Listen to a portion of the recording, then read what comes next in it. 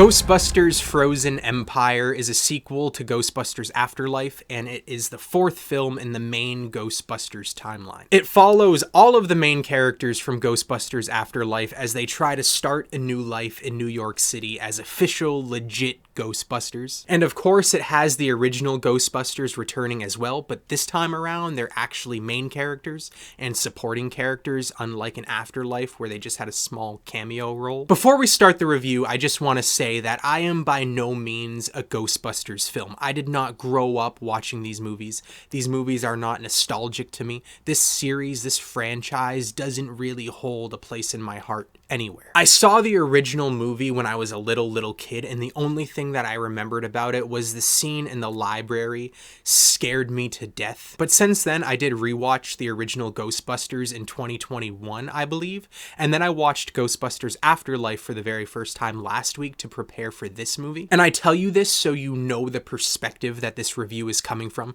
This review is not coming from the perspective of someone who exists within a Ghostbusters fandom bubble. But anyway, we're gonna get into the review, but before we do that, subscribe. I talk about movies all the time on this page, but I also talk about TV shows and video games. And speaking of video games, in the next couple days, I'm gonna release a video discussing Ghostbusters Spirits Unleashed, that multiplayer Ghostbusters video game. And also, I'm considering playing Ghostbusters the game for the first time. I know Ghostbusters fans love that game, and I'm considering playing it for the very first time this week and then making a video about it very, very soon. So consider subscribing if that seems interesting to you. But anyway, let's get into my spoiler-free review of Ghostbusters Frozen Empire. First, let's talk about the things that I liked about Ghostbusters Frozen Empire. Ghostbusters Frozen Empire does something that Afterlife did as well, something that I really appreciate, and that's that it took its time. There's a lot of smaller, simple, quieter moments in Ghostbusters Frozen Empire. It gives you a lot of character setup, it gives you a lot of plot setup, it gives you a lot of time to just exist with these characters before the shit inevitably hits the fan. It would have been so easy for them to make this an action movie, and that's what I thought they were going to do. When I saw the trailers for Ghostbusters Frozen Empire, I legit thought that it was going to be a Ghostbusters action movie. That's what I thought Afterlife was going to be as well, but it wasn't the case there, and it's not the case here either. This movie also does a really good job at balancing all of the different aspects and all the different plot points and all the different characters that it has going on. There's multiple aspects to this movie that they could have used as a crutch. For example, you have Paul Rudd. People love Paul Rudd. It would have been easy for them to make this a Paul Rudd movie, but they didn't do that. You also have the legacy characters returning, and it would have been easy for them to make this a movie all about the legacy characters and to completely sideline the new characters that they set up in Afterlife. They didn't do that either. But at the same time, it's not just all about the new characters. The legacy characters have a good mix and everything as well. Dan Aykroyd is probably my favorite aspect with this film. His character gets a lot to do in the plot. And again, like I mentioned before, they could have just followed the Marvel formula. They could have made this an action movie. That could have been their crutch, and they didn't do that. But don't get me wrong, this is still a blockbuster formulaic movie,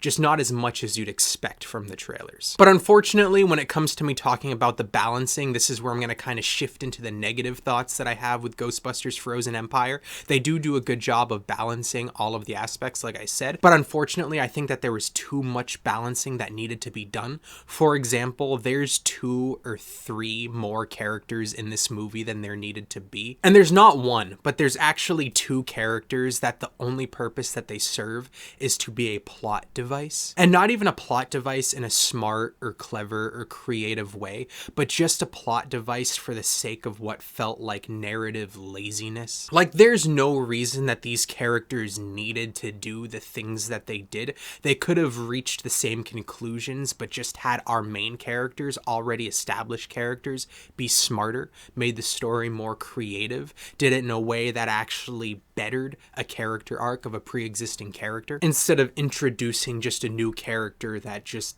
does something for the sake of the plot needing it to be done. And like I mentioned, this movie does have a lot of slow moments. It does have a lot of build-up. It does have a lot of quietness, which I appreciate. but it got to the point where it felt like it was doing that too much. This movie at times feels like 80% buildup for 20% payoff. Honestly, it feels less than that. It feels like 90% buildup for 10% payoff. And the payoff when it happened, the climax when it happened, was so quick and so abrupt. And then it ended so quickly and so abruptly, with no real satisfying battle, with no real satisfying conclusion, with no real satisfying character arc for anyone, which unfortunately is a very similar critique I had with Afterlife. I thought that the climax was super disappointing in Afterlife, and unfortunately it's even more disappointing here. The climax doesn't do anything for anyone. It doesn't make a villain feel intimidating or powerful. It doesn't make the stakes feel real. It doesn't make our heroes feel heroic. It doesn't make them do anything smart. It doesn't make them do anything badass. It doesn't make them do anything cool. But I went into this movie expecting to turn my brain off and to just have fun.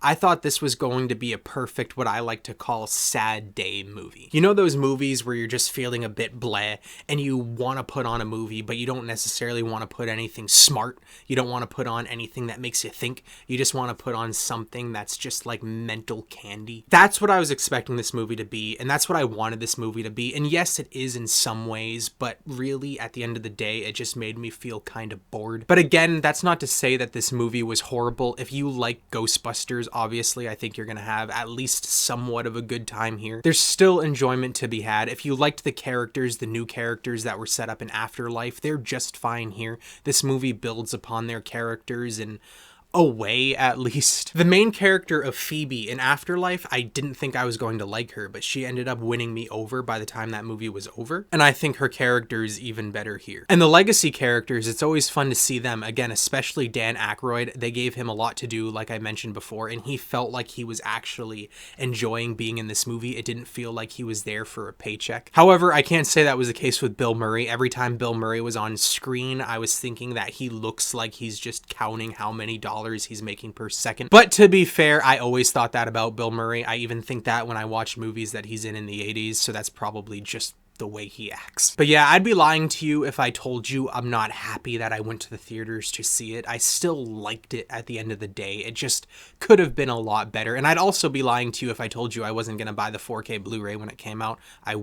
I'll do that. But anyway, have you seen Ghostbusters Frozen Empire yet? If you did, let me know what you thought about it in the comments. And if you're not gonna see it, one, thank you for watching this video as far as you did. And two, let me know in the comments why you're not gonna watch it. But anyway, thank you for watching, and yeah, consider subscribing if you haven't already.